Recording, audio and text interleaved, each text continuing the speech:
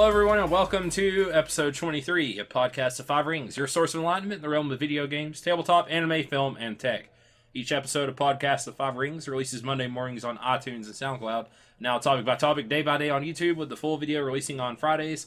Catch updates about the podcast, or for other news, give us a follow on your social media platform of choice, listed in the description below. I'm your host, GM, and overseer of Podcast of Five Rings, Obsidian, joined tonight by the wall that will not fall, Tetsuo. Everyone? Hello, Tetsuo. You got How's the dark. it going? It's going. You're getting in the way of my introductions. You're welcome. I don't know. I was expecting a sassy clip, but that's Meta's game more so. That is my game. That's generally what I like to do.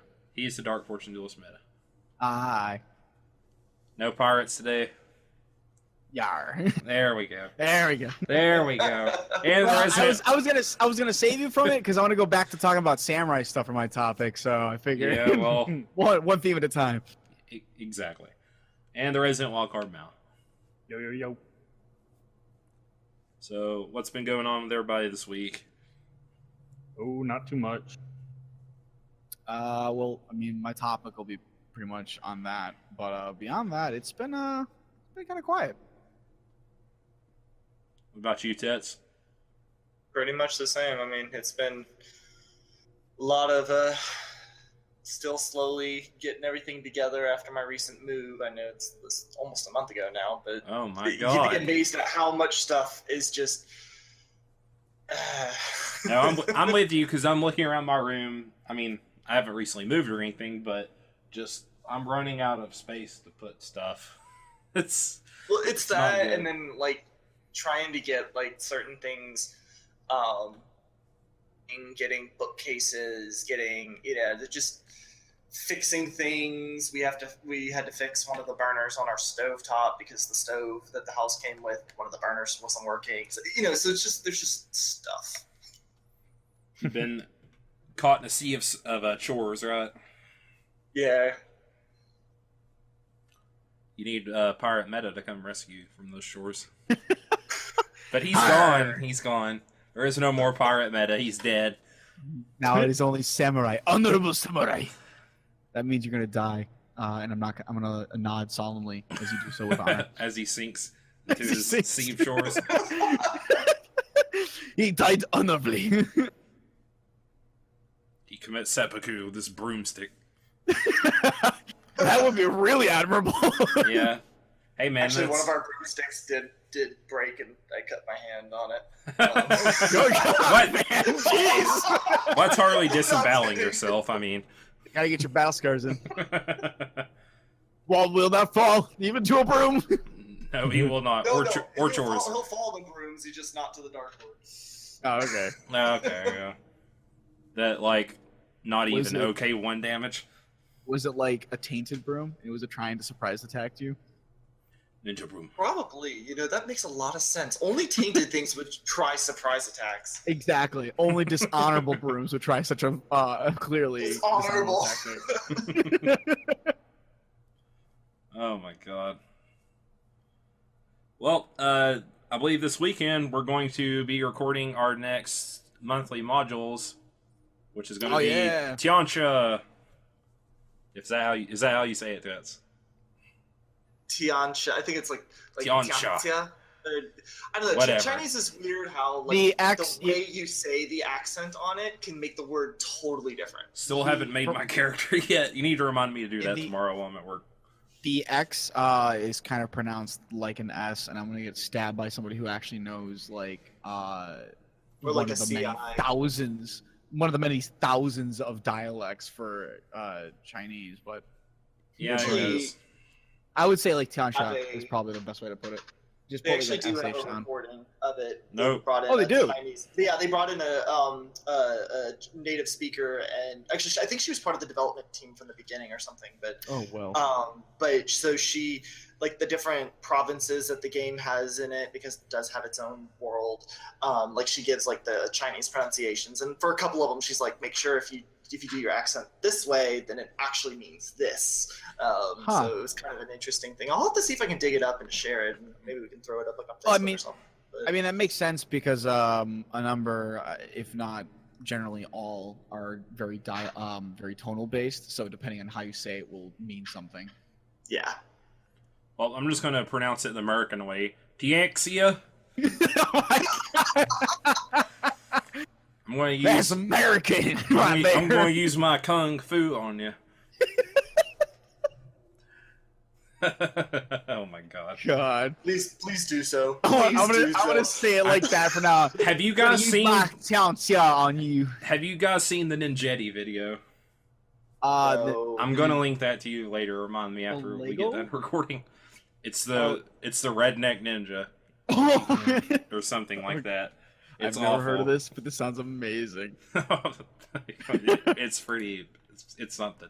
It's something. Yeah. Anyways, I guess we'll get started. And as promised, the topic I did not want to do after talking about this. After having gone through I'm it. going to talk about. Speaking about bad. Yeah, I'm going to talk about Deathnote, the Netflix Deathnote. If you've watched it, oh my god. So, do you feel like you walked out with all of your soul left, or a part of you die on that journey? If a Death Note had fallen right in front of you after the movie you did, I would have written my own name in it. In the most horrible fashion imaginable. Walks onto interstate.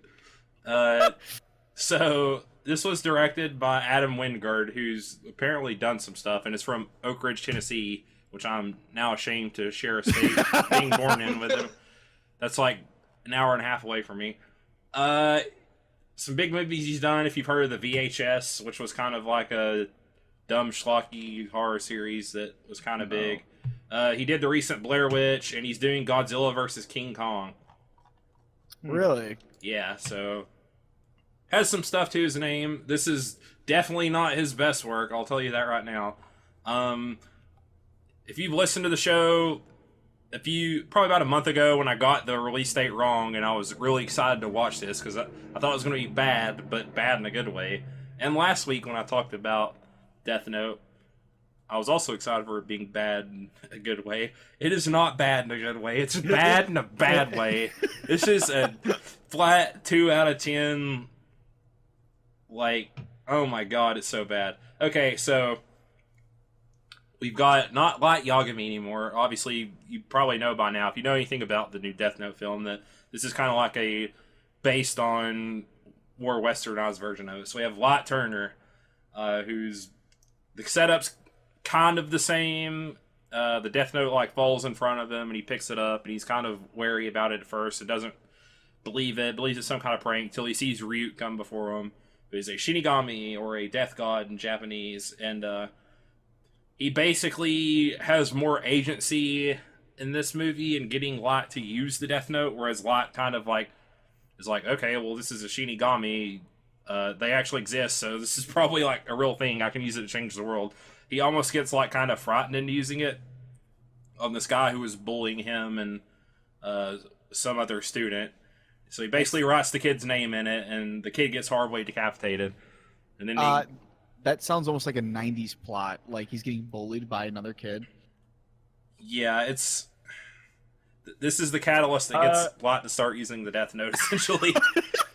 is a big part of it is him being bullied, not only by the bully, but also being bullied by Ryuk into using the Death Note. Yeah, I heard someone say this is John Hughes anime meets Final Fantasy, or not Final Fantasy, Final Destination. Yes, it is very Final God. Destination in some of the death scenes. I know we were talking about last week, Mal and Tets and I were, because you guys were saying you probably weren't going to watch it because you heard it was very gory. I will say, when it is gory, it is very gory, but that's probably literally only like 5 seconds out of the whole movie. So if people are like heard that and worried about it, I don't think it's a big deal. You get like 3 or 4 instances of it, maybe. A lot of it is kind of like drama between Lot and his father, and Lot and his girlfriend, who was Misa Misa in the anime or manga, and is renamed Mia in this. She's kind of like it's like a weird Tumblr version of like high school romance. If the kid at like a hot topic or something. I don't know how to describe it. It's so freaking bad, the romance in this. She's like, the whole reason I think she says that she wants to be with Light is because she wants things that are weird. She doesn't want it to be normal, which seems like a very like quote that you would see on someone like a 17-year-old's Tumblr page or something. I don't know if that's the impression it gave me. So it's a lot more like their romance and kind of Ryuk almost being an antagonist in the movie. Otherwise, it's kind of the same. You don't get as much like cat mouse detective like outsmarting each other kind of thing. They don't even. The guy that played L was decent, or he's pretty good. Like maybe probably the best actor in the movie. He was the best part of the movie. But Light's not like really like a super genius. Like right, I heard he was probably the worst actor. Yeah, they say he is like book smart because at the beginning of the movie it shows him like doing someone else's homework and getting paid for it, and he kind of gets caught and has to go to detention. And this is kind of like how he leads up to like meeting Ryuk and stuff like that. So, but he's not played up like this like top of his class, like the model student that, I mean, obviously model students in Japanese society, at least how we see them in their media, are usually like kind of revered and right. Yeah. And more in, I guess, our Western society, that's not always the case.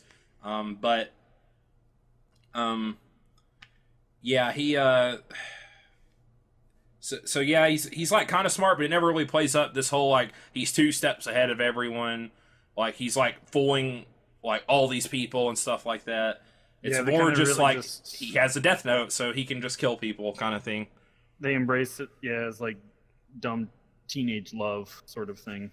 Exactly, and L is still kind of played up that way, which is like Mal was saying earlier, and I agree with what a lot of people are saying, that L is the best part up to a certain point. Like the first half of the movie, I was like, this is bad, but it's watchable because at least they're getting L right. He still has like the addiction to sugar that like keeps his like brain going, and he like sits in a chair the same way that L does in the anime and some other stuff like that. He's very smart. He has watery and stuff. Is a big plot point in the movie.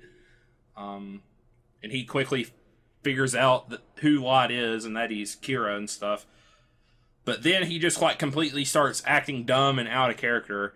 And like halfway through the movie, there's like a big 20-minute like chase scene that leads up to the final action thing of the movie. And like Deathnote wasn't really an action kind of like manga. It was more suspense and thriller and detective-y kind of stuff. And it like completely transitions, so tonally the movie's all messed up. It's trying to be like a weird like kind of intellectual movie, but also a romance movie and also an action movie at the end. And L is not like an action hero. And then he completely like betrays his whole kind of like, I guess, ethical sense towards the end of the movie, and it leaves you with a really dumb cliffhanger that's like, well, they're going to make a second one. And no, they're not. I'd hope they don't. The acting was all bad, other than L. L was pretty good. I think he would have been able to do it really well if they'd stuck more like L from the manga and the anime. Willem Dafoe was also pretty good as Ryuk, with what they gave him.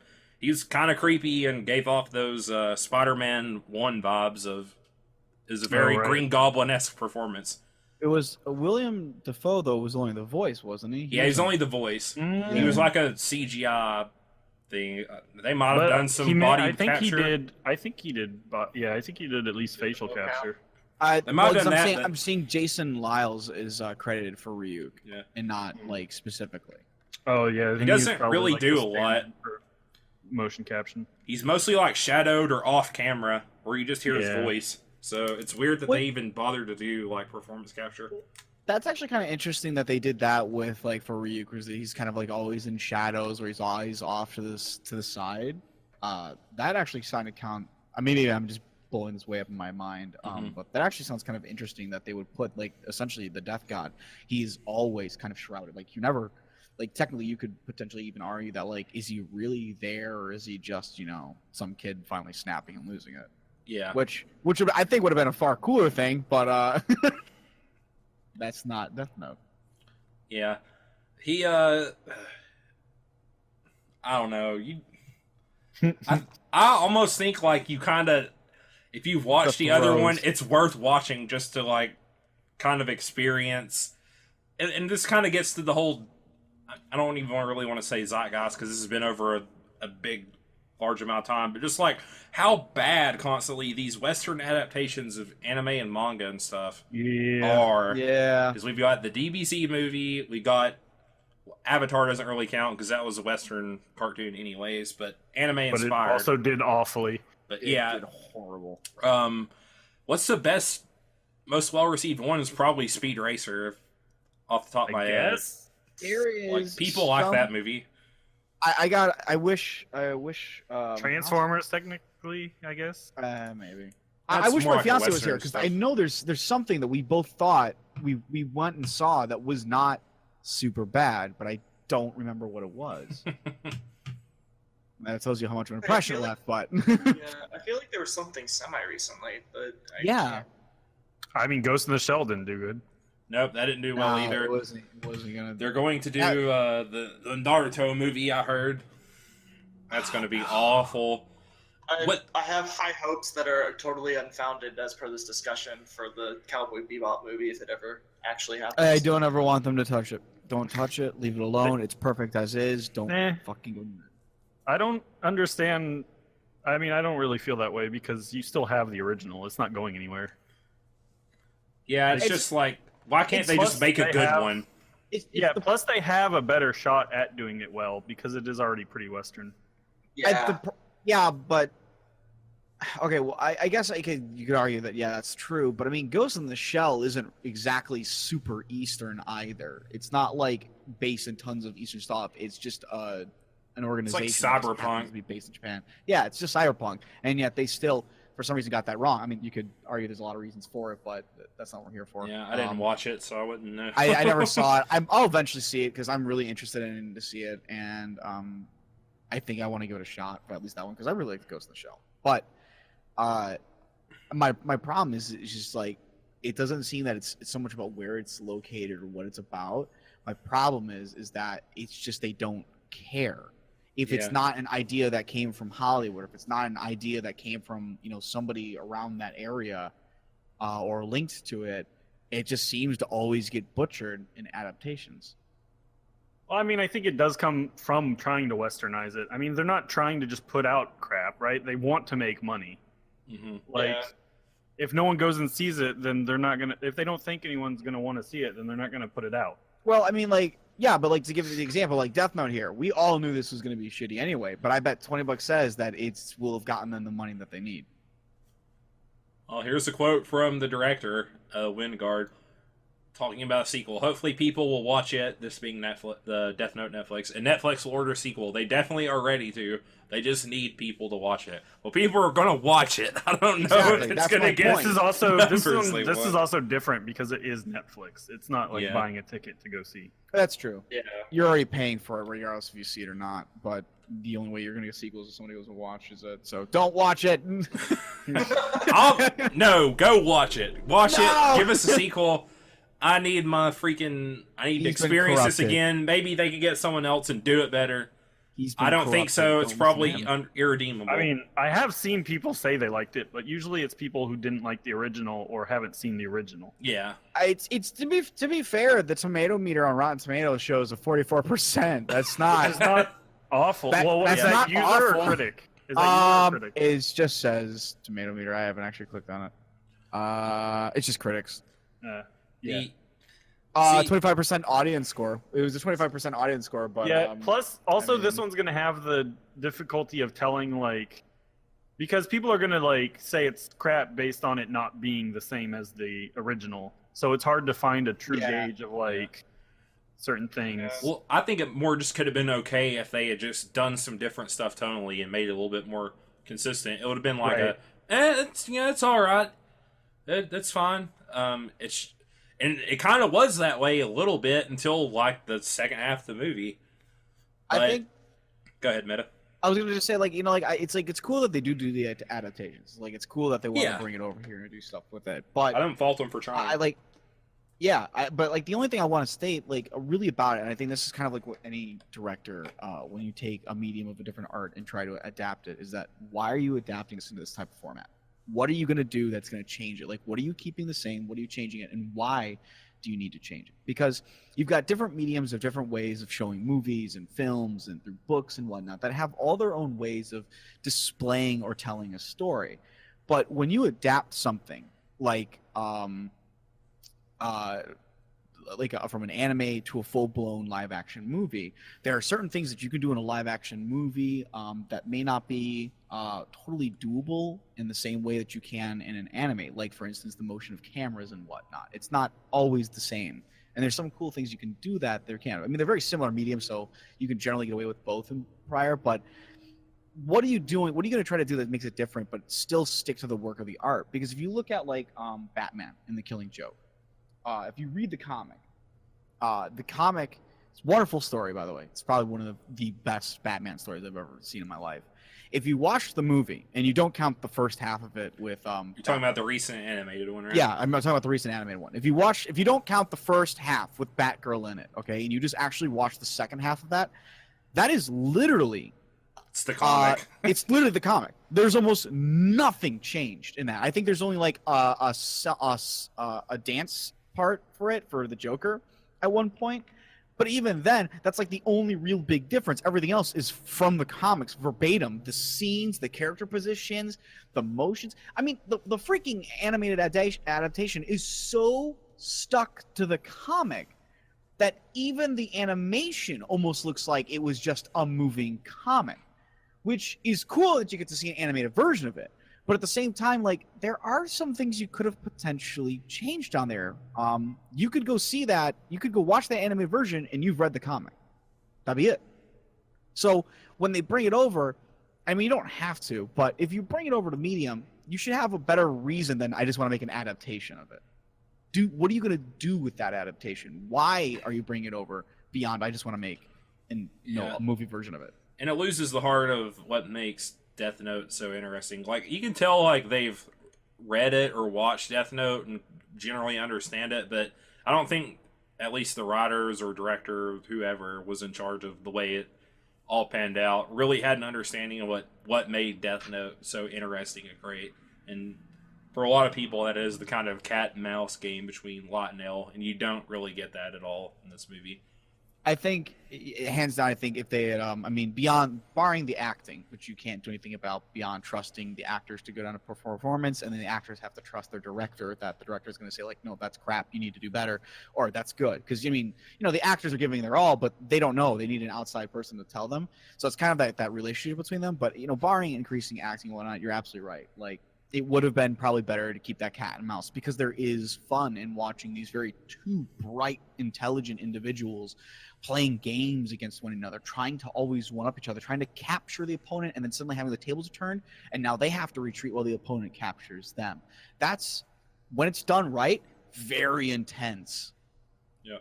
And it's also just bad because I didn't get he eats a potato chip scene. So, that's obviously 2 out of 10 right there. No Keikaku. No Keikaku as well, yeah. No Keikaku, no potato chips, no, like, tennis game, no awkward homosexual feet rubbing. Not there's anything wrong with that. But no awkward. You don't remember that? Before? I've never watched Deathnote. I did not care for it at all. Okay. Right before their kind of like final confrontation, there's a scene where like Lot washes L's feet, and it's weirdly erotic. Wow. So this is an experience. They may have been going for the Christian angle because Japanese people. Yeah, exactly. Yeah, that's what a lot of people do. They really like that. And it's shonen. You get your fan service stuff in there too. Gotta get that in there for the ladies. That's all I got. And the men. It's 2 out of 10. Watch it if you dare. Maybe if you watch it, we'll get another bad sequel. Which say I don't want it, but I would probably end up watching it. So because I like Deathnote, the original, a lot. So God. All right, let's get on to meta. Tell us about your experiences this week with a certain something. I will, but the first thing I need to do is change the setting really fast. Hold on. All right, it's changed. Sorry. It was causing some weird stuff. So I'm gonna be talking about Samurai, as I very, very clearly stated at the beginning. But before I get into what the main part of the topic is, I just want to make mention of Battle for Rokugan that got announced yesterday. It was ripped off and then put back up because somebody copied the whole article, like right from the get-go, I guess. Yeah, they're probably just like, there's no reason to keep it off at this point. Yep. So it's a new board game. Apparently, it kind of is maybe sort of possibly like the Game of Thrones board game, but there's stuff in that's different, so people aren't sure. Nobody's really, on that ball as much. But essentially, you're supposed to become the most honorable. It's about performing politics, military stuff, and whatnot. You can read like the whole article if you really want to look into it. It looks okay. Looks interesting visually. Yeah, visually, I love the fact that they have the colors for the clans on the map. That's really cool. I think the Shadowlands was on there too, weren't they? Yeah, It is. There, it is right there on the side. And the Mantis Isles. Yep. When reading the article, they said that like you can also because I guess you're conquering like different provinces or whatever, and you can actually conquer provinces in the Shadowlands to gain abilities from the Shadowlands. You just don't get honored if you do so. That's amazing. So, yep. It looks pretty interesting. It kind of looks cool. It looks like it's a mixture of territory control and resource management. Overall. Yeah. You get a secret objective Yeah. that gives you bonus points at the end if you've completed it. All right. Well, then there you go. Yep. So there's definitely things to do in there. So, but I wanted to mention that. It looks real pretty. Yeah, it looks very pretty. Yeah. Looks very pretty. There's not a lot up on it though. So Right. I think that's what it is. All right. So the real meat and potatoes of what I'm going to talk about here today, or I guess the real rice and fish for you samurai people. Mountain tuna. Mountain tuna. Yeah. What you know about that mountain tuna? Hey man, you got any of that mountain tuna here? So my fiance and I, we had the opportunity to this week. We sat down, helped her build up her deck, and we were able to play with the 3-core set decks for the L5R LCG. Something I haven't done yet. Yeah, I know not everybody has had the opportunity to be able to play with 3 cards decks, so I kind of want to give my just impressions on it, and I want to phrase this right off the bat and just say that I'm not an expert player. I am still learning all the rules for the new game. How dare you not know everything right at the How start? dare I? Shameful display, sir. Shameful. Shameful. Absolutely dreadful. Here's your Sudoku puzzle. I'll expect it by tomorrow at noon. Of course. Along with your haiku.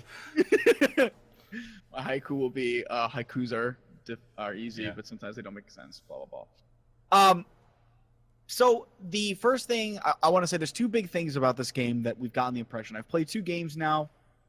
I won both. One time was just what were you guys playing first? Maybe. Well, be a good window. I'll definitely go with that. You're playing Dragon, right? Yes, I was playing Dragon, obviously, and no, I played Crane, and my fiance Lily, she played Phoenix. So we were both on a brew is fuck. So we played 2 games. The first game was a very close game. She almost killed me until she miscounted how much honor I had, and I actually honored out. And then the second game, I just absolutely just devastated her via military. It was a number of things, but I'll explain to why that happened to her, because it wasn't fully her fault on that. We both made mistakes. So 2 big things I want to point out, and I'm going to start with I think the easier one to just get out of the way, and that's the complaint. There are too many damn pieces to this game. There are too many damn pieces. That's everyone's complaint about FFG cards. I hate the fact that I have to carry around, and it's worse. It's almost worse for this game, because this is the only game that I know that has 2 decks. I have to carry around anywhere between 80 to 90 cards, depending on if you're doing a 40 or 45. With you in just a deck box. Then you need to carry around 5 more cards for your stupid provinces, another card for your stupid stronghold. And technically, if you don't know or don't have your memorized ability for the keeper card or seeker card, or you're trying to test out different things, you need to make sure you have those technically on you, which you can eventually toss away once you understand how they all work and play and blah blah blah blah But that's still another 6 bloody cards with you. So now you've got 86 to 96 stinking cards. Then you have to carry around honor tokens. Then you have to carry around honor or dishonor cards. Then you have to carry around freaking fate tokens. Then you have to have your stupid dial for your honor bidding system. Then you need your mats, and then you need to get your deluxe versions. No, but it's too many. It's too many damn pieces. How am I supposed to take this card game over? I'm like, hey, let's play a really quick match of L5R, and then I just dump out like tokens onto the desk everywhere. That's not okay. You gotta get them custom tokens, man. I've got like a fancy commander deck box with storage. I feel like I have to take a briefcase, open it up, and then like it's got like the foam padding in there for everything as I pull out my decks and stuff. So I did mention because I recorded the session last night. I wasn't able to stream it because Twitch was being attacked by network gremlins, I guess. But we recorded it, and I'll eventually get it up on our YouTube channel here. But the one of the ideas I did state was like it would have been nice. Like, you can use the old honor dials from the old L5R game. If you've got like an honor dial, you could use that in place of having stupid honor token, and you should be fine. The fate tokens, I tried to think of some way to get rid of them, but there really isn't a way to get rid of them. You need them to place on your units, so you may as well just have them because you need to know like how much fate that unit has. You can use I've seen a lot of people using poker chips, actually. I mean, you can use those too, but you still have to carry around stupid chips. Yeah, and that's the problem. I'm trying to eliminate pieces. Yeah, I have a little bag because I got some of those laser plastic tokens of Crane and Lion tokens and Totori's army, so they're wolfed. So I use those for my honored and dishonored. The wolf and the crane. Crane is honored. Wolf is dishonored. And I have those little glass beads or whatever. I use those for fate.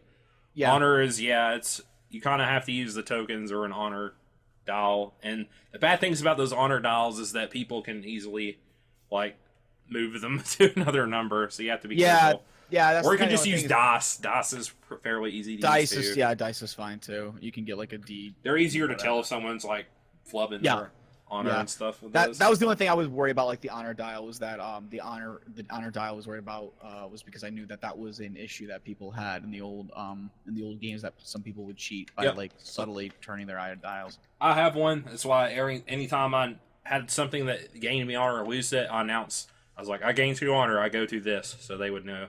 It would be on there. Yep. So I mean, they should be writing it down on paper, anyways. If that's honestly probably the better way. The better way probably. Gathering, you keep track of yours and your opponents. Yep. And if I was playing in a tournament at FFG, I would have a little pad with paper on it and write down everyone's honor.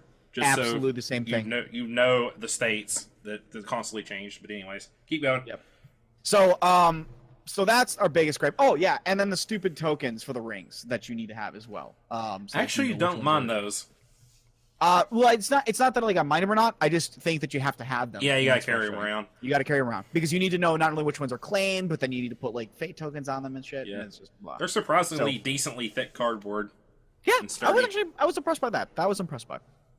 So that is the biggest complaint that both Lily and I had about this game. Was our biggest complaint was that. The second thing I have learned is that in a 3-deck system, it changes up subtly how a lot of things are played. But I think, regardless of 3 decks or not, the one thing that we really, really agreed on was that fate economy is so important. It's almost disgustingly important. And I knew it was going to be important because I stated that a long while ago when we were talking. I don't remember if we stated we were recording or not. But I knew fate economy was going to be strong, but it's really disgustingly strong. The difference, a part of the loss, when I steamrolled right over Lily, was because that I got the fate for not only being the second player to start, which by the way is really bloody powerful, just having 1 extra fate for being the second player. I almost argued starting second might be better just because of that. Yeah, it's just a way to mitigate it on the first turn so you don't get behind. Yeah, but then I passed as well, as even though I was the second player, I was the first person to pass, so I got another fate, and I kept doing that. I was always the first person to pass. It kept giving me, it fed me. I was so fed by the end of this game that I had excess fate tokens to do whatever the hell I wanted with. By the end of the game, I had 6 personalities out with I think 2 or 3 of them without fate on them, and she had 4 personalities out with 3 of them without fate.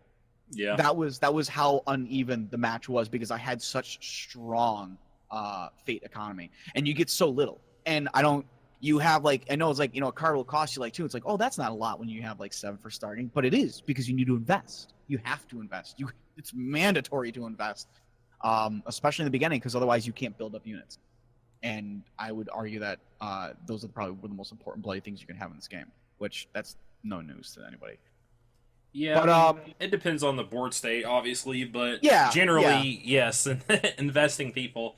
It's kind of why you gotta, when you're constructing your deck, you can really probably only afford to have, like, your clan champions are 5s, so you're gonna have 3 hubs of them, and probably 3 of your 4s. Then the rest literally need to be 1s, 2s, and 3s, and you kind of have to watch, like, having too many 2s in your hand, like, for your conflict deck, because sometimes you just can't play them.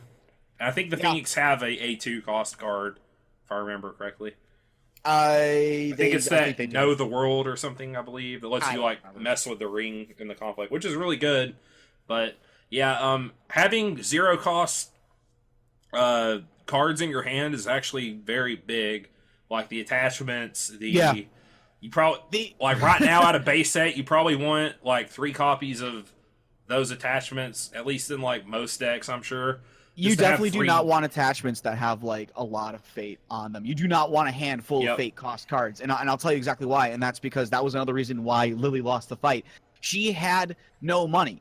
She kept getting out-moneyed by me for fate tokens, so she could never play any of the cards from their hands because she needed to invest into characters to keep them on the field long enough to fight me to stay alive and in the game. So she never really had enough money to play.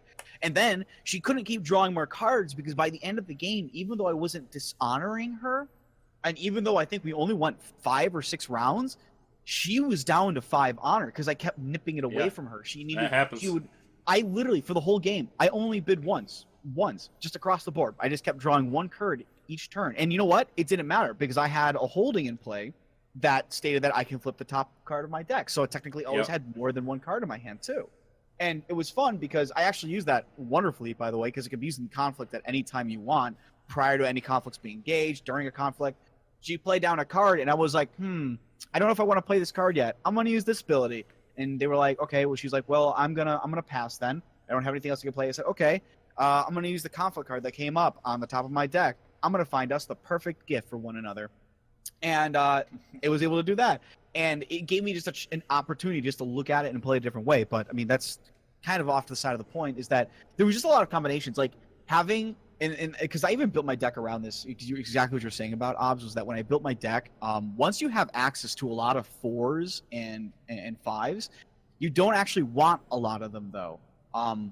They're very – they're so cost intensive because a 3 card you're going to want a round for probably 2 or 1 extra round. You always want to invest at least 1 fate on them. Yeah, I mean, once you get to that point, they're always going to cost more than what they actually are. So technically, they're 4s. That's why it's 5s. It's generally like Hotaru and Toturi are like pretty strong to have first turn because they just help you get ahead because of the rings. But like some of the other champions, if you see 4s and 5s on the first turn, you probably honestly want to mulligan them most of the time until you can like buy some cheap guys, maybe put like a fate or 2 on 2 of them, and then like keep them on the board. Maybe save like a fate or 2 for next round. Maybe pass. Maybe next round you go after a ring or something that lets you play some cards out of your hand. Yeah. And you have that one turn where you have like, okay, I got like 8 or 9 fate.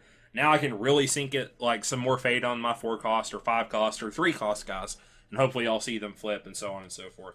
That's exactly what actually you specifically speak, is that again with a 3-core set, because you have so many more 5s and 4s and whatnot. That's what happened to Lily as well. She started off the match and she had a lot of 3s and 4s in her starting, and she mulliganed some of them out, but she wasn't getting any. And there was just a point where she looked at me at the end of the game, and it was the end of the game, and she made mention this in the video, which you'll hear if you obviously listen to it. But she states that I should have just mulliganed with like those 3s and 4s. I should have just burned through them, got rid of them, because they were screwing over my ability to put out cards to equal in personalities to at least throw bodies at you. Yeah. Which I want to jump onto here and state is that unless once you get to a 3 or a 4, like once you get to 3 and higher, and even 3 is kind of like in the middle ground, it's kind of that special ground, but once you get to 3 and higher, it really is less defined by what the stats on the left side of them are and more by what are their abilities.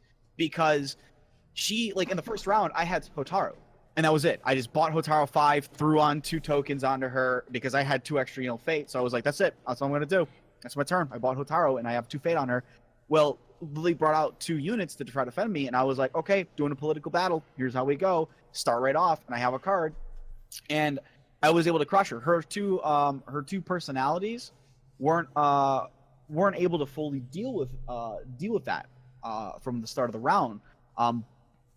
No, I'm sorry. They were able to deal with it. I don't know what I was saying. They were able to deal with Hotaru. She was able to defend against my Hotaru and stop me completely. And it goes back to what I was going to try to say was that having more personalities on the lower levels, it doesn't really do you good to have like a really strong personality out right from the get-go that costs you so much when you can have 2 small personalities defend against it and then a third just going for an Swarm is definitely better. We were kind of talking about this earlier. Yeah. At least out of what we have so far, because the abilities on the one guys aren't like super game breaking, nor are really the attachments you put on them.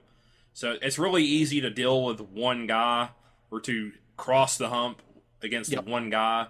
But with multiple personalities on the board, it's a lot harder to deal with them because there's no just like I think Kai Zine has like the only real like way to send like a bunch of people to deal with a bunch of people because he just duels one person and then everyone else goes home basically. Yeah, he doesn't care, but he's his own beast altogether. Yeah, so he forces you into come one at a time basically. Yeah, but he's literally a come one at a time. He's like, at least off the top of my head, really the only thing I can think of that like completely just flat out deals with getting swarmed.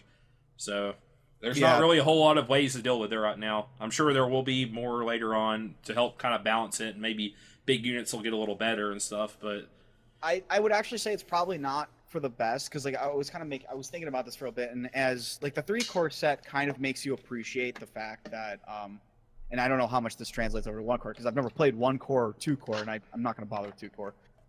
But there's no reason to. Yeah, but for like the 3-core set, you kind of appreciate the fact that like having a couple personalities, or I'm sorry, going back to that for some reason, is that like the 3-core set really did make you appreciate the kind of the cost effectiveness and the abilities and the fact that you could protect against that, and it's actually easier because again, like if they get out a really big powerful unit in like a 1-core set, you're kind of screwed because you've only got one of your own other units to defend with it. But with the 3-core set, you generally have multiple units to even potentially match it, or at least units that can go up against that kind of thing.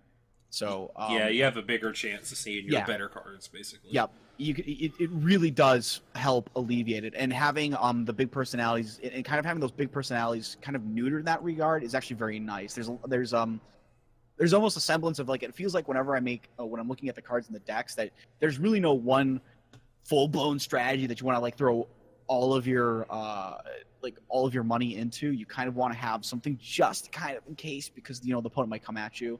I mean, obviously the meta will change and we'll eventually find out what is the best with min-maxing and whatnot. But as of current, the three deck system kind of makes you it alleviates weaknesses that are very very clear in the 1-core. I should probably just say it like that. If somebody brings out a Hotaru on you in a 1-core set, you are going to be grasping. Yeah, it can be hard to deal with. Yeah, for sure. But on a 3-core set, it's not so. You have a very good odd of getting some cards that can really protect against that. Luckily, 1-core shouldn't really ever happen. I think exactly. I think the release weekend is right. I mean, I'm sure people do sealed events and stuff too, maybe, but especially when we get like big boxes, I think. I don't remember how exactly they work, but we might have some more sealed stuff with that. But yeah, you're really only going to see it like one time. Yeah. So I mean, it's not like it's going to be the norm, which is kind of like why I just wanted to play with 3 cores. Yeah, and you have access to 3, so why not? Yeah, Not exactly. many people do. I'm very very grateful. I wanted to state this. I am very grateful for the fact that these core sets allow us to for 2 people to play and make a decks as long as we don't want to splash the same clan or at least splash the same cards from the same clan. I'm really grateful for that because instead of having to buy 6 core sets, we could just buy 3 and do that. Or you could buy 6. I could buy 6. No, that's when you just start buying singles later on online. If you're it's. I think the only other, because those are the 2 big things I really wanted to just get out there, is I really wanted to make people aware is that your economy is going to become so much more important, I think, in a 3 than a 1. I mean, I don't have personal experience on a 1, but a lot of the neutral cards weren't crazy expensive from what I saw. Correct me if I'm wrong. Yeah. But when you start seeing some of your stronger units coming out and whatnot, you definitely want a better grasp on your economy. The ability to pass, the ability to grab coins from it. I would also state that the Void Ring becomes way scarier as well because it's just good anyway. It's good anyway. The exactly. best ring to go after. I honestly think that the Void Ring is probably the best ring. Yeah. I think it's just best because some clans don't care about Fire Ring.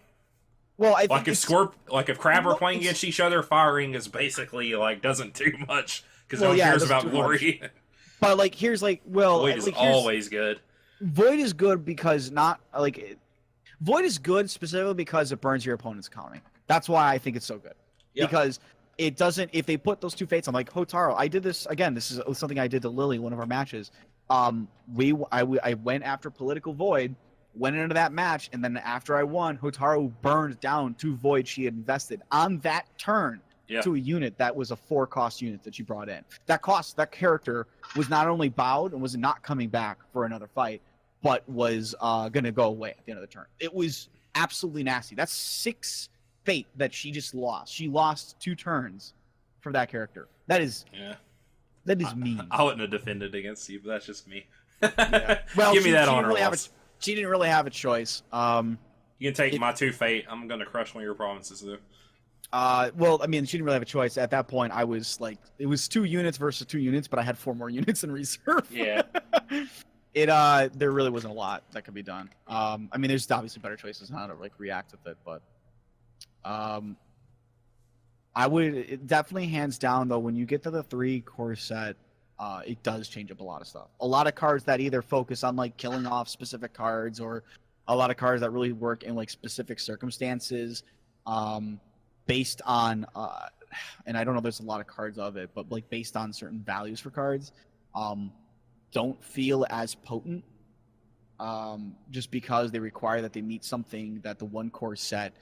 I mean, the 1 core set is just generally got a lot of lower cards on it, but going up to the 3 core set, you've got a lot more options and values that you can give for your cards. So yeah, well, there's just a lot more choices in deck construction. So yeah, there's you're pretty much stuck in 1 core set because you're like, I gotta play all the neutrals essentially.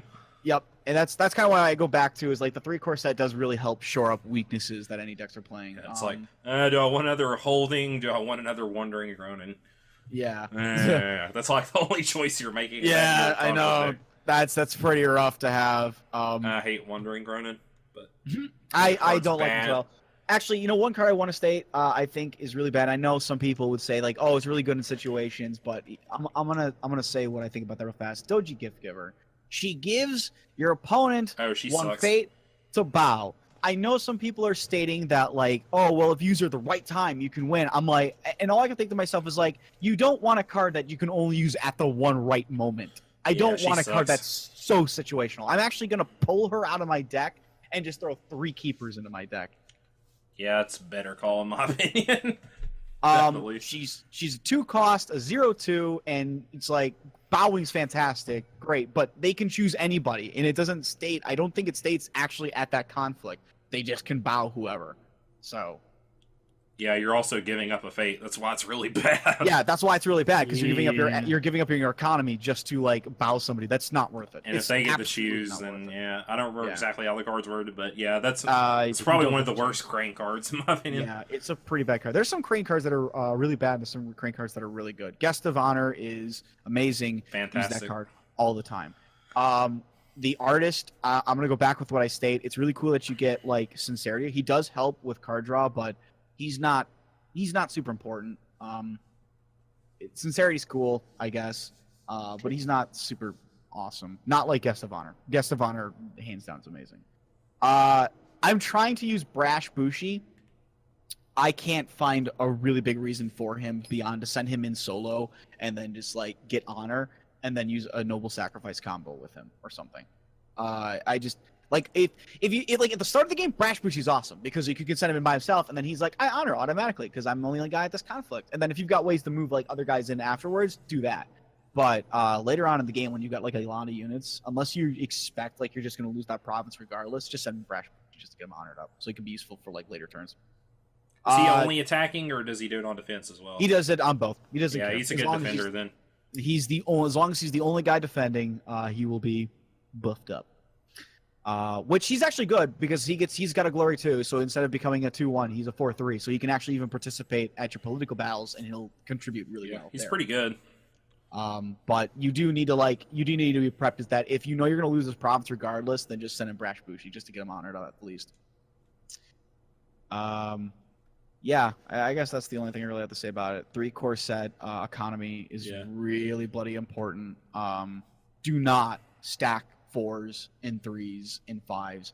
The defining point of bringing in a 4 and a 5 into your deck will literally be based on the abilities of the cards. Yeah. Well, if you see 2 on one turn, you're only going to buy 1. Yeah, that's my point. Anyways, it's ditch one. Don't leave it in your provinces more than likely because you're going to invest a lot on the one big character. You need to get something back next turn and probably get like 3 characters. Yep. The only card I would say is amazing for Crane Clan characters is I think it's Political Rival. This card is in your conflict deck. Holy shit, is this card good? He's 3 cost, unfortunately. That's the only downside. I mean, he cannot show up in military conflicts, but this guy assigns on the attacking covert. He's got covert if he attacks. And if he's defending, he's a 6 political. He just gains +3 to his political power. He's just a 6, just a flat wall. It's amazing. He's solid. I did that. I utilized that in the conflict. I brought him down in a fight that I was losing, that I was gonna break on a political. So on a political fight because it was they were sending in characters and I just didn't have enough. And then I pulled him up and I was like, oh ho ho, threw him out of the field. +6, couldn't break. Wasn't even able to win the ring. I was actually able to win the ring because of it. Yep, he's good. So. That's my experiences. I mean, that's pretty much all there is to say on it. It was interesting, but too many damn pieces. Action economy. I'm on Wednesday. I'm doing demoing and learn to play at my game store for L5R, and I only have 2 boxes, so I'm going to be making basically 2 decks out of the 2 boxes. It's probably going to be. Yeah. I have to go, what works for like everything, so that way people can just go, I want to play this, and I can just shove cards into it. I actually, like, one thing I will state that I thought was really interesting is, like, the card Good Omen is really, really nice. It adds another fate if you bid less than your opponent, I think. Yeah, it's good if you're going to be bidding low. Yeah, just play it because it gives you on any, and it's specifically towards your better units, on 3, 4s, and 5s, you can just add 1 free fate to them. That's phenomenal. So. Yeah, not as good late game, especially if your opponent knows you're bending 1 every time, they can just start bidding 1, then it's just a dead card pretty much. Yeah, which is the only reason why I don't take it, because technically it's 2 conditionals. First, you need to bid less than them, and then second off, you need to have a 3, 4, or 5 on the field. It's a good early game, but... Yep. All right, Mal. I want a card that's early game. I want a card that's great every game. Let's get on to Mal's topic. What you got for us tonight? Well, back in July, Final Fantasy XII's remaster came out. We're talking about it a month later, almost 2 months. Yep. Hey, better late than never. 10 years after the first game. Right. Well, more, actually. Yeah, 11. It came out in 2006. It's like November or October. Tail end of the PlayStation. Actually, I think it was March 2006. No, it was like the fall. Or was it? I remember because it was my first year of college, and I skipped class to go get it and play it. Let's find out when it came out. March 16th. 2 days. There you go. What? Was that Japan? No, World. Or wait. I can swear it was fall. It was. It made me think it was worldwide because it just had 1 date. Yeah, it's got show. We were October 31st. Yep. Okay. Hey, I nailed it then. October. It came out like right around the same time as the PS3. So it had some stuff going against it. Yeah. People weren't too happy with this one. I love 12 though. I think a lot of people weren't happy with it specifically because Plus, of I Bond think and it's his sister. aged amazingly compared to like some older games. I'm going to disagree with you, but keep going. We'll You talk don't about think it in so? a little bit. We'll talk about it in a little bit. I'll give you my reasons why. Well, they tried a lot of new things that just became a lot more prevalent in like Japanese RPGs now. No more like screen shatter and go into row based turn-based combat. It's still sort of turn-based, or it has like the timer fills up, but it's all open world. Big areas, though it's not all. I mean, it's not true open world because you have to go to a new area and it loads up. But it's the first one that lets you explore all over, and there's no like world map that you travel on. But in this one, they redid the soundtrack with a full orchestra. Yeah, though that's they have great. the option. Yeah, you can switch between the original and old, but yeah, it sounds great. Why would you switch back? I was Right? gonna say, yeah. Why would you? I don't know. This Why music was on literally earth? designed. The music was almost like literally designed to be done by a full orchestra. Exactly. Why would you switch back? And Well- the guy who did this is the guy who did the music for this one also did for Tactics. Oh, Sadly, not Uematsu. But it's still. I still think love it's the fine. music for Tactics. I love the music for Tactics. So Well, 12 is fine too. Honestly, music isn't bad. Yeah. But he ain't no Uematsu, Well, yeah, but Uematsu is like the god of Japanese. God of music. He's the god of just music in Song, general. His some of his music, like Aerith's theme, that was number 3. Overrated. It's oh my god. It was in like the top. There's a official. I'm gonna butcher this. Somebody who waits more, who's got Google right next to them can look it up real quickly. But, What you know about that Libera Fatali? Yeah. The UK essentially has like a top 100 best in the history of classical music or well composed soundtracks, and they've got people like Chopin, Beethoven, et cetera, who are in this list. They've just never been knocked down. Air's theme was up there at rank number 3. Well, the British have bad taste anyway. So It's whatever. What are you gonna say? You just don't know good things when they hit you in the face. Birth of a God is the best track in that game. I don't care what anyone says. I don't care what anybody says. Anyway, the point is the man's a bloody genius, and I don't think Yes, there's he is. anybody is gonna. Anyways, we're really not- outdo him. We'll have to do Final Fantasy music. We're gonna topic have, for we're another gonna have day. to talk about that. Sorry, Mao. Sorry. Anywho, what else? So the original had like a license board. Everyone was on the same board, and you could like you buy the licenses to get the ability. It's the sphere No. grid without the sphere. Yeah, sort of. But they did the international version a few years later that never went internationally. Is the PAL version. I don't understand it. Or was it? Okay. I think like so. we never got it. Yeah, I know the Japanese got it and the Europeans got it. We never got it. Okay. We never did. But they had jobs. They made a job system for it instead. And then in this one that has the job system, except now you get 2 jobs. After a certain point, you can choose 2 jobs. It's pretty. I like the system setup. Or the Yeah, that's the best part of the game. I got to have everyone has like a melee job and a magic job. Yeah, because the jobs are. That's what I love about FF5 and FF3 is the job systems. The job systems are just one of my favorite, like FF kind of like. It's not really a staple because it's not in every game, but one of the kind of recurring things you'll see across Final Fantasies. Final Fantasy XI was did the same thing where it had like the dual jobs, and 12 reminds me a lot of like FF11. So Plays I'm a actually lot kind of like it too, probably. yeah, it does actually. That's why I'm kind of actually really excited to play Zodiac Age with Lily at some point here. Oh yeah. Yeah, I really want to play the game because I think 12 is great if for its certain flaws. Yeah, they they started on it, and then after a little while of development, they basically got a new director, I think, or something. Really? Because originally it was set to be the knight. Not Balthier. What's his name? Are you talking about the Sky Pirate? No. the Oh, other Bosch. Bosch. Captain Yes. Bosch von Rosenberg. He was originally supposed to be the main character. Oh yeah, I remember this. Yeah, I'm Captain Bosch von Rosenberg of Dalmasca.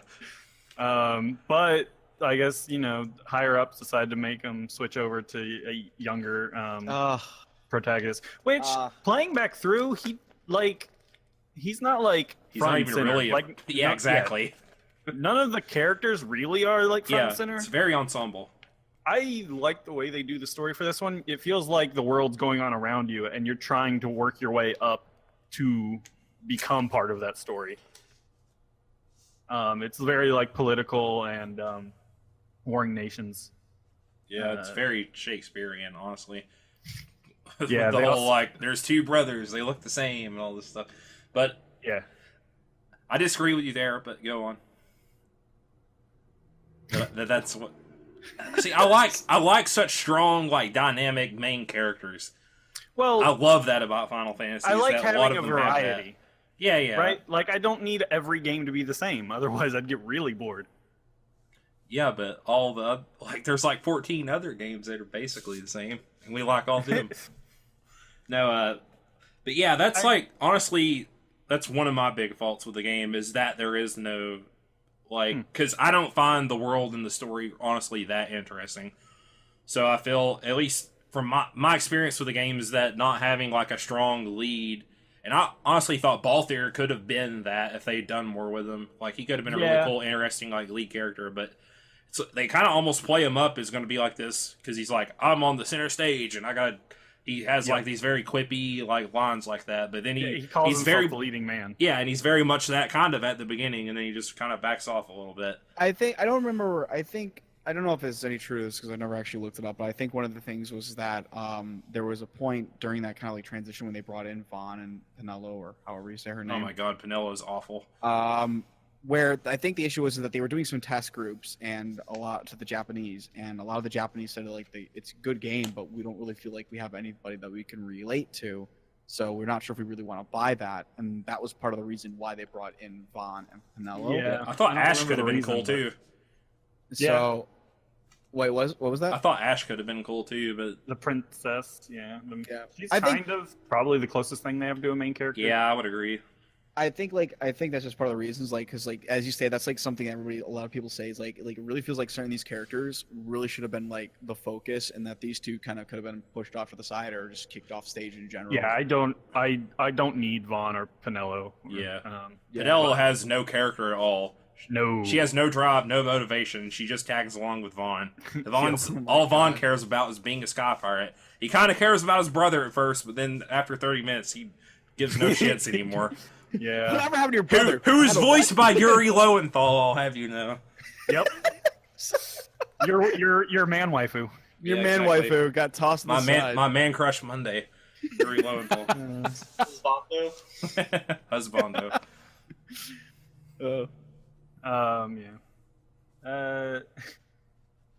But the game also has an interesting combat system with gambits. You get to basically program each of your characters. I like it. I hate it. It cuts down on the micromanaging. You do all the managing up front, and then when you're doing all the combats, you don't have to.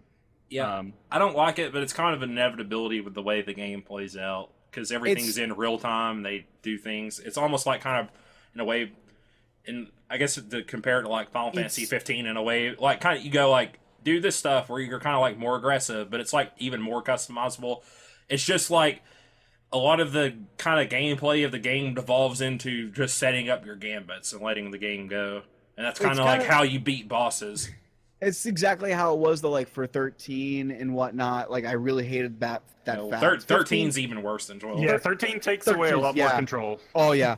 I'm not disagreeing with you, but it's just it seems that's just the way things are going, and it's kind of frustrating because in the older games it was really cool to be able to control everybody and decide what they do. You still could.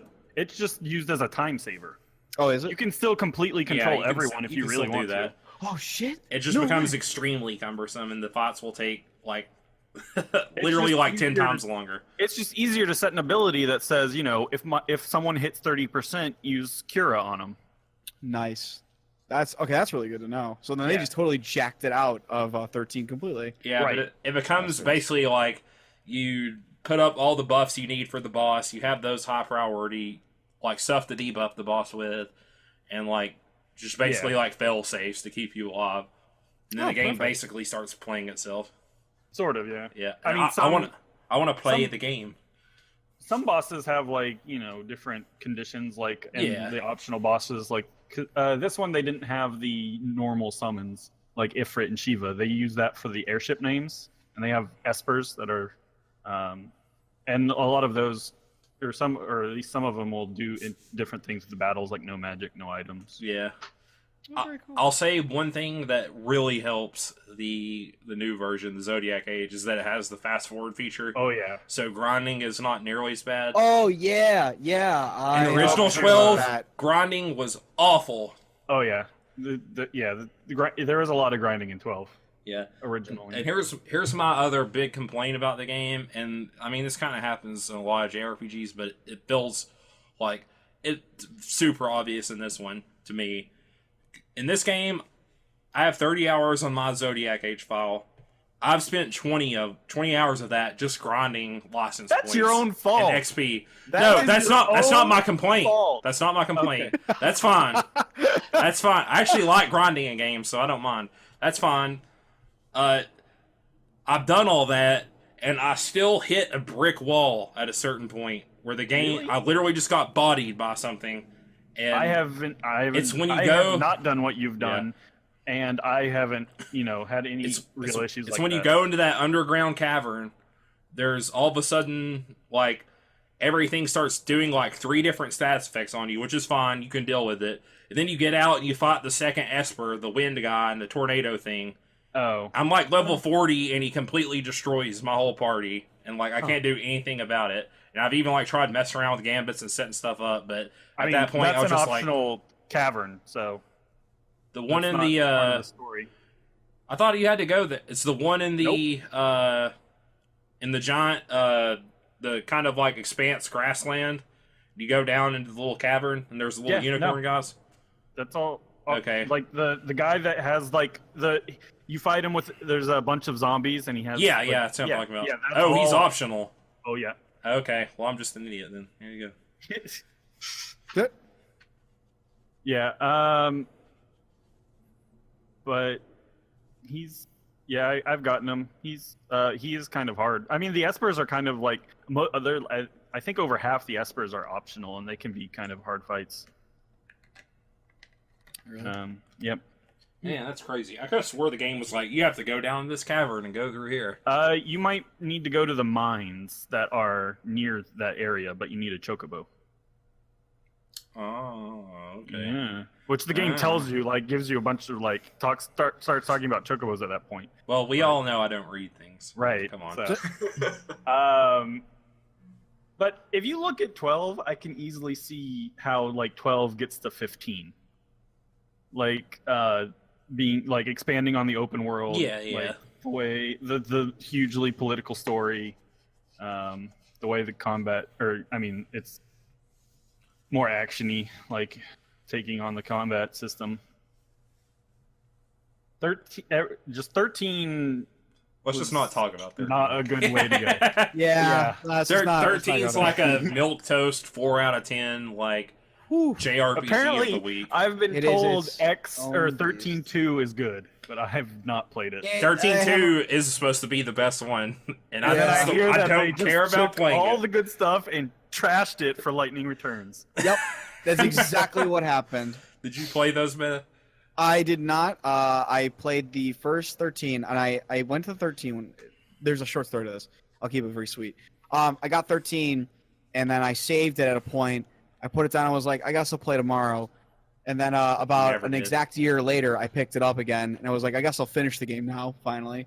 I finally did. Got really angry at the game and decided and vowed I would never touch another 13 game again. I heard 13.2 was better, didn't touch it. Then Lightning Returns came out, and they were like, oh, we changed it. It was kind of like this combat action. I was like, well, I'll give it a try because it's a different combat system.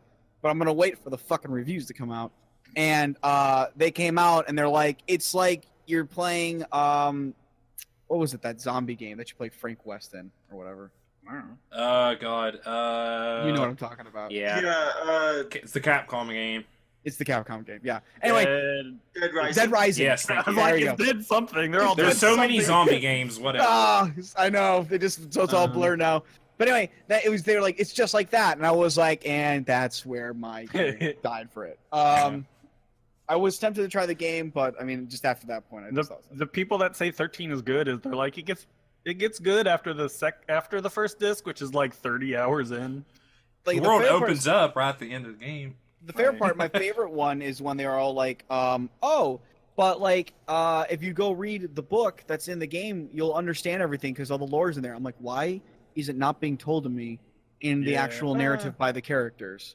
Like, Well, I mean, In a Final Fantasy game, that's what you expect. Yeah, it depends on in the Dark genre. Souls, that's what you want. But yeah, in but in Final Dark Souls, Fantasy, exactly. That's my point. It's like in Yeah. Dark Souls, you want it that way. Because I'm just it- saying, like, that can work. Yeah. It just depends it just on the didn't game. work in this game because you weren't fucking. I mean, the problem is, When the game's designed around it.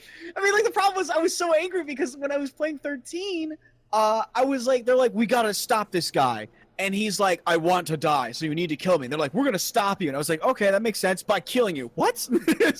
that's literally what happened. And then it's only when you read the storyline and the extra bits that you finally understand like how it changes because of that. I'm like, it's still dumb. I never beat it. I got the last boss and was like, I'm done. I'm just not gonna do it anymore. So, okay, let me ask this because I want to keep it to 12 here. Okay. Mao, the changes, since you've played both now, you played the original and the new one, right? Yes. Okay, so my question for you is this: what is the biggest quality of life change that's not the fast forward button I was gonna say the. that is in the game? I mean, there's a That took your easy there's one a away. silly way. There's a silly one, I guess. That is the original game. If you there were the most powerful weapon in the game, the Zodiac Spear, was tied to these random 4 treasure chests that the game doesn't tell you about or anything. And if you open one of those chests, you can't get the spear, and they took that out. Oh, thank God. But also the job. I mean, I don't know if the job system's quite a quality of life improvement. I mean, I would say adding the second job would be a quality of life improvement over the international version. But I really enjoy that. I mean, they didn't actually change a whole lot, right? Like this was a remaster, not a remake. Yeah, it's Well, very I mean, much the old game. I mean, I know that, but I was just like saying because there's like even for a remaster, there's a lot of changes. Like taking away the license board and then simply just doing jobs that you level Well, up. the and license board originally changed in the the in international. the international, yeah. So We- that we wasn't didn't a get that. full change over in this. We didn't get the international, so Right.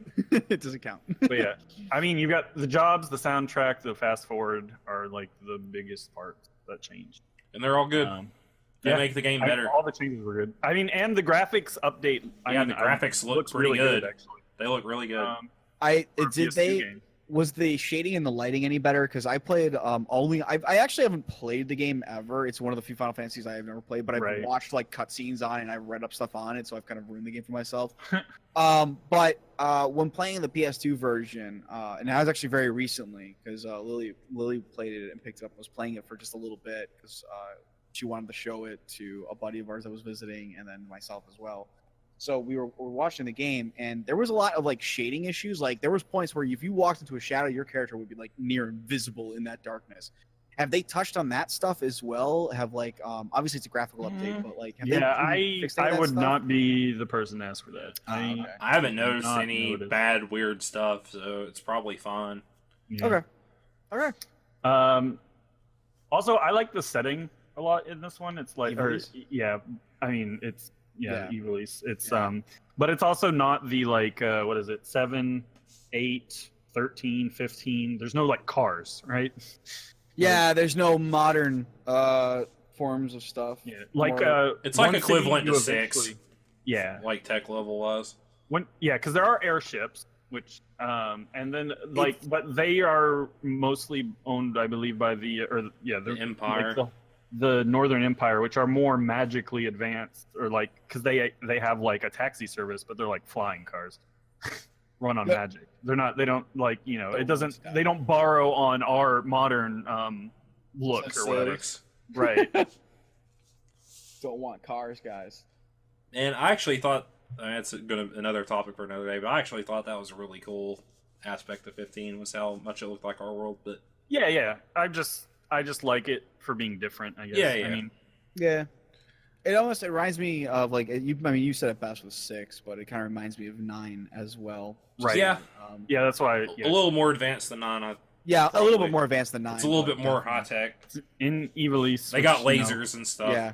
all the others, or all the tactics, and then there's Evilise, that one sort of game, or It's kind- not quite canonly, but or it's not the Final Fantasy game. What is it called? Tactics Vagrant Advance. Oh No. yeah, Vagrant Story. Yeah, that's a Vagrant Story. I've seen like speculation maps. They're not all on the same in the same area, right? They're on and they're yeah, like, there's thousands a website called chrysaliswiki.com that Yeah. specifically goes into trying to figure out the timelines and kind of giving you apart. I think 12 is the first one. in the yes, timeline. 12 starts Yeah. because in Final Fantasy Tactics specifically, which is there's no Tactics Modern. I will never accept Tactics Advance. But in Final Snowball Fantasy fights. no! Snowball fight tutorial. Oh, why? I like tech. I mean, Oh. I'm pretty easy going with games, and I like Tactics Advance as well. You are dead to me, both of you. But yeah, Final Fantasy XII was the first game, and then you had there was apparently like the Cataclysm in the summoning of the demon, and then Saint Ajora, because Saint Ajora gets also mentioned in 12, and then Yeah, I know there are some characters or a character at least that is in 12 and Tactics Advanced. There might be, I don't know. I mean, know yeah, Tactics it's on the Advanced. wiki. Yeah. Balthier, But obviously. But yeah, 12 comes first, then you would lead into Tactics from there, and then there's the there's Revenant, you essentially- got Revenant Wings. What about Revenant Wings? I I've never played that one. Never played it, I can't haven't say it. either. I don't even talk about it. But yeah, so like there's a lot of games that really utilize it. But Evilise is kind of its own world. But Yeah, Yeah, you usually see like desert from Evilise, and then like the I what are they? What are lizard people and pig people? yeah. I mean, I don't know if there's any cataclysmic event that changes the land masses though, because in Tactics it's very based on European design. Like it's a European nation, and the kind of the way the world is set up is European, Africa, and a bit of the Middle East as well. And then fantasized and mishmashed around, but that's really where the basis pulls from Tactics, at least for the world. But then you like look at FF12, and you look at like Vagrant Story, and you look at some of the other games, and Yeah, the land masses are very different, very different. because So- basically none of them take place in the same section, so all of the land masses would be different. Yeah, but it's just kind of weird because they still like even though they're not in the same section, they're very time-wise different. But Tactics comes after 12 because Tactics has no flying, but you'll find a lot of stuff. Right. Of like times when airships flew and stuff like that. And then there's obviously just references to Final Fantasy games in general. Like you can find holy materia, and you can find like the black materia to summon meteor and shit. So it's Yeah, all there. that's- Yeah. And then, that's the picture right there. There you Yeah, go. that's the overlaying of It's the even different too game edgy maps. for me. I thought they Completely. were all confirmed connected through Worlds of Final Fantasy. Oh my god! I was about to answer that seriously for a second. Gosh damn it! On that note, let's transfer to Ted's topic. What do you got for us, Teds? Oh, well, I'm not as big into the whole excuse me, How dare you? whole He's RPG games. I am very much dying. Everybody is. Could The you wall die was quiet? falling. No. Obviously, I like lots of different genres, and one that I've recently dived back into is the city builder simulation games, and specifically City Skylines, because it has some new DLC coming down. It was announced on the 22nd of this month, but I don't think they've announced the release date on their website itself. It still says release date to be announced. But this is going to introduce a bunch of new assets. I think there's like 350 new buildings and cars and, et cetera. things that you can add to your city. So it's What's it called? going to be a hefty. It's Green Cities is the name of it, and it's going to introduce Hybrid cars. eco-friendly. Well, electric cars, hybrid cars. I was being facetious. That's legit. Because in City Skylines, kind of set out to do a Sim City when this most recent Sim City fell on its face, because EA can't manage anything anymore. Yeah. Because not even gonna dive in on that rabbit hole. But anyway, City Skylines, there's a lot to it, as you would imagine for city simulators. Yeah, it's pretty good. I've played it. Yeah, but one of the things that it lets you do is you can mark out districts in your city, and you can set specific policies for different districts. Policies like no heavy traffic can go through here, so like any of your delivery trucks can't drive through there to get to the commercial buildings. So probably shouldn't put commercial buildings in that district if you have that. Can you make a policy where all your alien immigrants have to stay in there? No, but there's a policy that gives you recreational use and allows you to boost up the taxes in that particular district because everybody loves you because you allow recreational use of a certain drug. So some of the policies, like it does kind of give you the freedom to kind of do what you want. And one of the new district policies that they're going to introduce in Green Cities is incentive for them to start driving hybrid and electric cars. And so you'll start to see them more in your city if you have that implemented in I think it has to be in a residential district. I don't think it's going to let you do it for any district. But it's like as you go along, you unlock more policies. You can they have positives and negatives associated with them. Yeah. So like in the case of the no heavy traffic, your traffic, because one of the hardest parts about mastering the game is getting your traffic down nice. And I mean, think about any big city. It is. You're going to have traffic problems, but sometimes you're just like, I don't wrap my mind around why you guys are having such a hard problem at this particular intersection. I found bus routes particularly hard. Yeah, bus routes are hard. Metro lines make things so much nicer once you unlock the metro and can put in subways. Eat fresh. One of the most recent big DLC that came out was called Mass Transit, and it actually introduced more buses, I think it gave us trams and blimps as well as the trains and the subways and the buses that were already in the game. But it also and it just flew away from me with mass transit. Oh, with the traffic, that you can now go in and at every single intersection, you can either decide if you want because it used to be certain roads would always give you a red light, and then certain road intersections would always give you a stop sign. You had no control over that. But with the mass transit DLC, it let you you can go in there and say, well, this is a 6-lane by 6-lane intersection, but I'm going to put stop signs here instead. Obviously, that's not a good idea. It stops up everything, but you have the option to do that. God! But I don't recommend doing that, but you can. So it was really cool that they added that, and so it lets you kind of go in there, and if you are having traffic problems, you can really start to tinker around in there. And again, this is one of those games where you can be that micromanaging. If you want to be that micromanaging, you can also just let it do whatever. Yeah, some people want to build like their perfect city. Right. But one of the ways that you can avoid Got to build the wall around it. Avoid the traffic like blocking up that way is you're in because if you don't have an industrial sector in your town, any of your commercial buildings are going to have to get their products delivered out of your city because there's a giant highway that goes like through a section of your starting square, because you have like different squares. As you grow, you can buy more squares to increase the size of your city. But then there's this highway that kind of connects your city to the other cities. It's just you're not going to be able to follow it because game design limitations, whatever. But if you don't have an industrial section in town, that's the only way your commercial buildings can get their product and, to be able to actually sell product, to be able to have anything on shelves.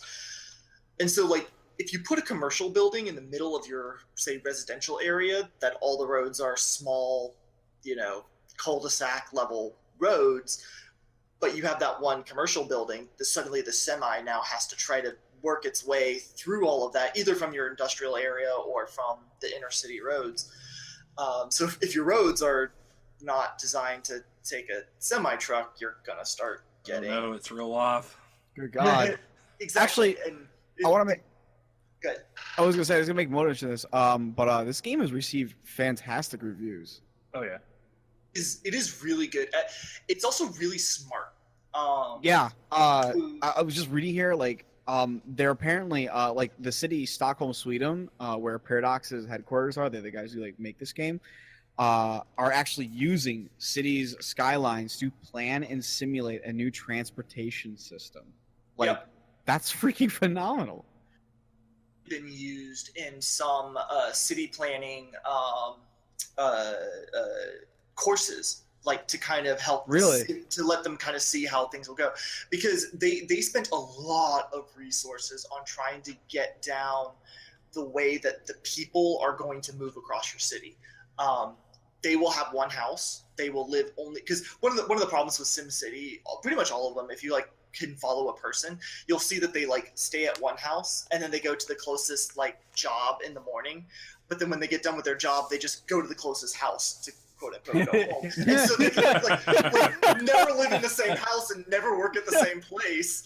Wow. And you're supposed to believe that those are real people, but in City Skylines, it keeps track of every person. And this is a game where at the higher echelons, you are having 100,000 people in your city plus. It starts out low with the 0 population, and as you grow, you'll hit certain milestones to unlock new buildings, unlock new services, etc.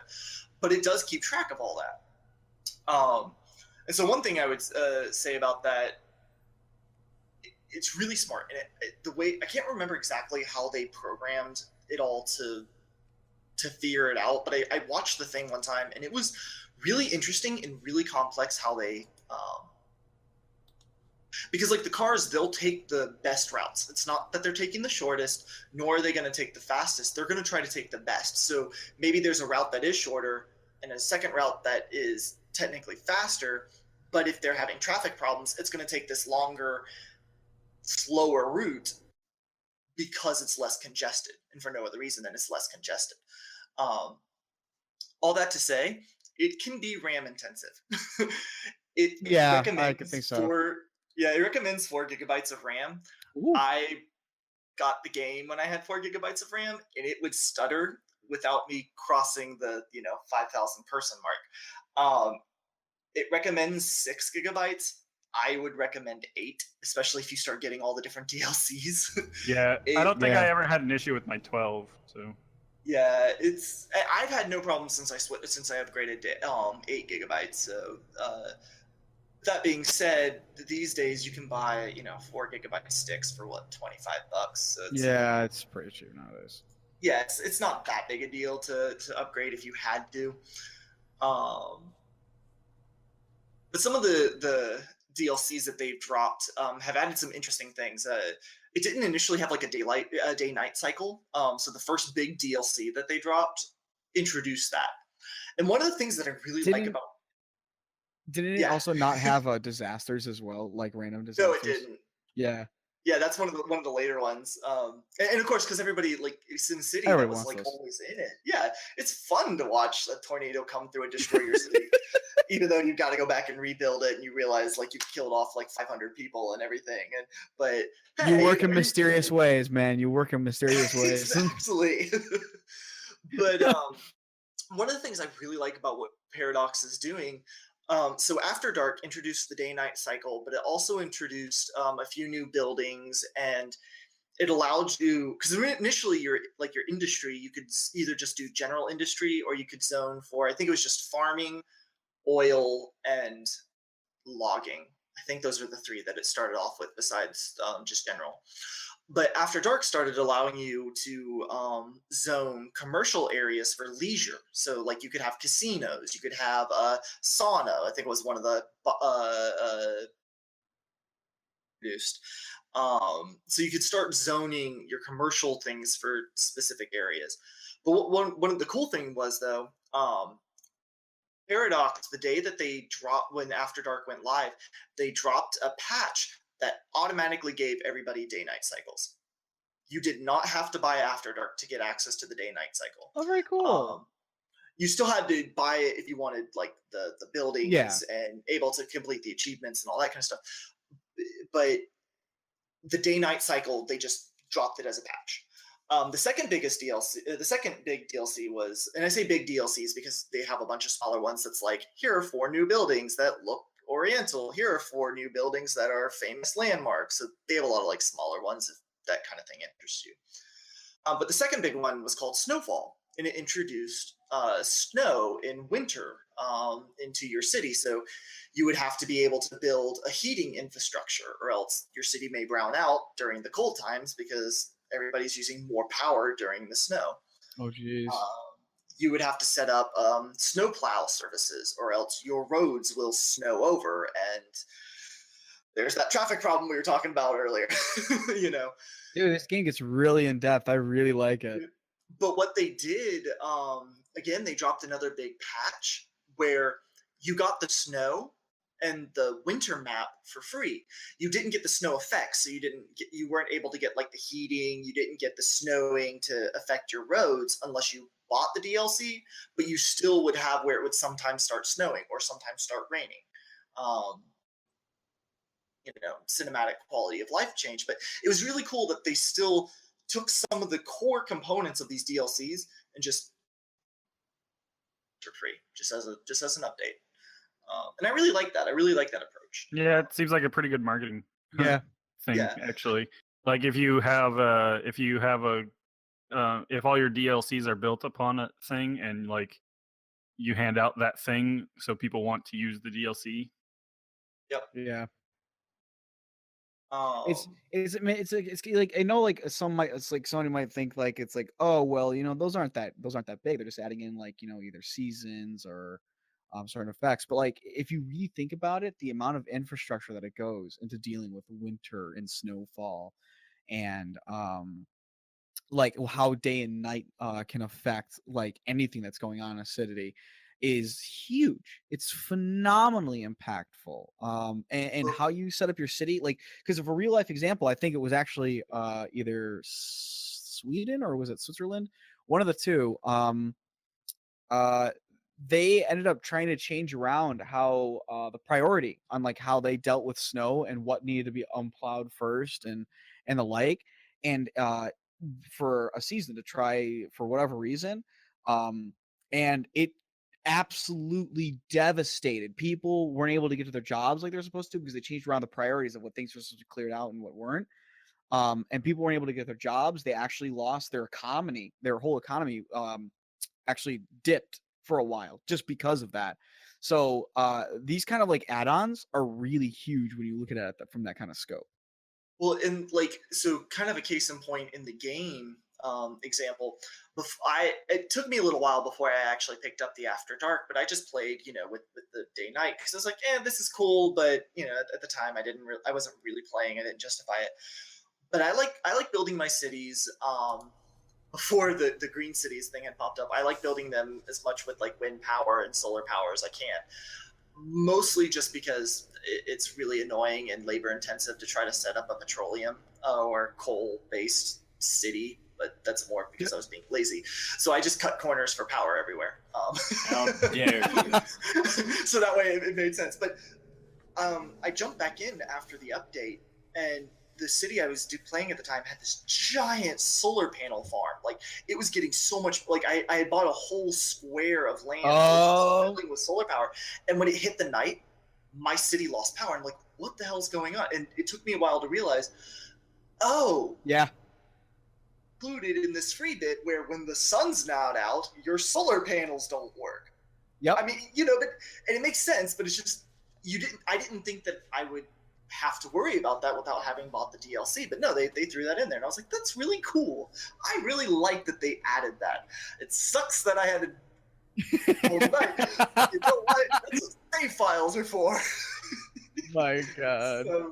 But yeah, it was just really cool. So I'm interested to see what all the Green Cities is going to bring. I found that all of the DLCs, the ones that like aren't just giving you more buildings, the ones that actually give you more mechanics, I found that all of them have been well worth the sticker price. I got them all on sale anyway because Steam always has games on sale, and you can always find a game on sale on Steam. But they're very much worth the price to me. If you're the kind of person who's wanting to play these type of games, I think they're very much worth it. The Natural Disasters one is just, it's so much fun.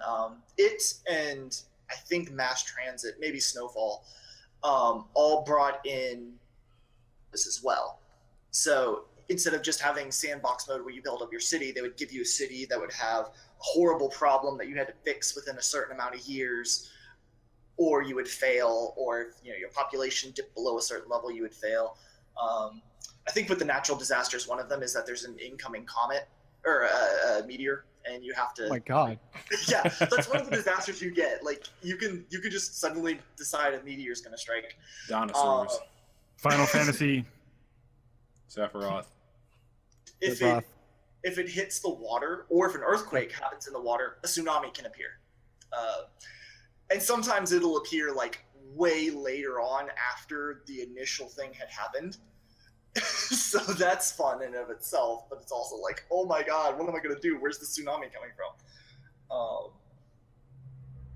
It's a lot of fun though. It very much is a game that, as I said, you can be micromanaging, or you can just kind of be like plopping everything down and just see what happens. Smart enough where, at least in the general mode, not necessarily with the scenarios, but in the general mode, it's really hard to mess up your city without actively trying to sabotage it. Like, again, the people, they're going to try to do whatever's best for them to get around the city. Complaining, like if you raise the taxes too high, or, if they don't have enough educated workers and a business goes out of business, somebody else is going to come along and buy that spot and pop up a new business. Somebody's going to come along and move into that house. Somebody's going to... It's very smart. So it's kind of hard to really like wreck yourself in the game. It is possible. I've done it a couple times. But it's a peaceful micromanaging game, which I know to some people sounds like an oxymoron. But it really is. I like to play these. Like, they can be pretty chill. Honestly, Honestly, listen to music. Yeah, when you don't want explosions happening on screen and stuff.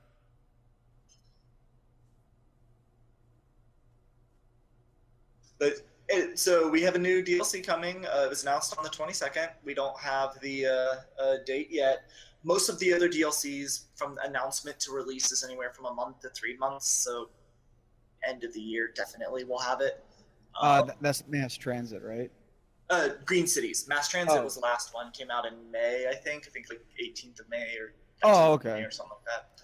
I was looking at that earlier, but I forgot the exact date that it came out in. But Green Cities is the new one. The one. I don't know why I thought Mass Transit. You guys were just talking about that. It just blew my mind right there. Well, Mass Transit. Actually, I only just picked it up over the weekend when I dove back into all this, which the Green Cities ad actually.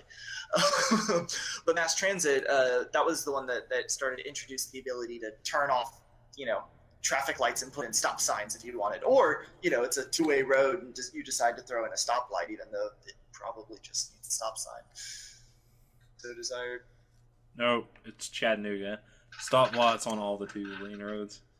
And you can now rename all the roads. Sorry, this is I'm going to get really geeky for a moment. I was really excited when that introduced the idea that you can now actually name all your roads. Because you could name the districts, you could name the buildings, you could even change the name of the household of the people that lived in there, but you couldn't name the roads. And now with that DLC, you could name the roads, and it made me so happy. I know it's a silly thing. It's definitely a quality of life thing, but I was happy that I could name the roads. That's it. Oh my gosh! So how much is the new DLC going to be? Let me see. I think it's $12.99. That's not I think bad. that's roughly how much they usually are. Yeah, $12.99. It's $13. And most of the big ones were that much. Some of I think was like $8.99, and like the smaller ones are along the ones that just give you more buildings. They're along the lines of $2.99, $1.99. I think there's one that's like $4.99, something like that. Yeah. So they're all smaller in cost, and again, they're not a. If you don't take it, you're missing out. It's literally just different kinds of buildings. Most of them aren't even, or they don't even add mechanic changes unless it's one of the big ones. It's $12.99. All correctly, I think that Steam actually has a current sale on them right now. Yeah, you can get them as a bundle for 9% off, which isn't a huge deal, but it is a deal. It's $30 right now on Steam. $29.99. That's for everything? No, that's just for the core DLC. game. Oh, okay. Yeah. But the DLCs you can buy as a set. It just says 9% off. It doesn't actually give me the price, probably because I already have them all. It's $80. So, well, it'd be about. Let's see if it's 12 each, so that's about 48 for the 4 big ones. Oh my gosh. I mean, if you paid full price. Yeah. Which again, too, I mean, like that's together. That in and of itself, that's about $70. That's about how much a AAA title is with one DLC. That's one way you can look at it. This is when they're not on sale, so or not on good sale, I should say. Mm-hmm. But yeah, it's fun. I recommend it. Sounds like a chill game. Yep. All right, everybody. This has been episode 23 of Podcast 5 Rings, your source of enlightenment in the realm of video games, tabletop, anime, film, and tech. Each episode of Podcast 5 Rings releases Monday mornings on iTunes and Soundcloud. Now topic by topic, day by day on YouTube, with the full video releasing on Fridays. Check us out on social media. On Twitter, we're at Podcast5R. Facebook, P5R Podcast. Meta Streaming, they're working on doing some stuff with cameras and getting some L5R and some board game stuff on their stream. So be sure to check them out. Twitch.tv/PSO Flow. Until next week, we will see you guys later. Later. Bye. Bye-bye.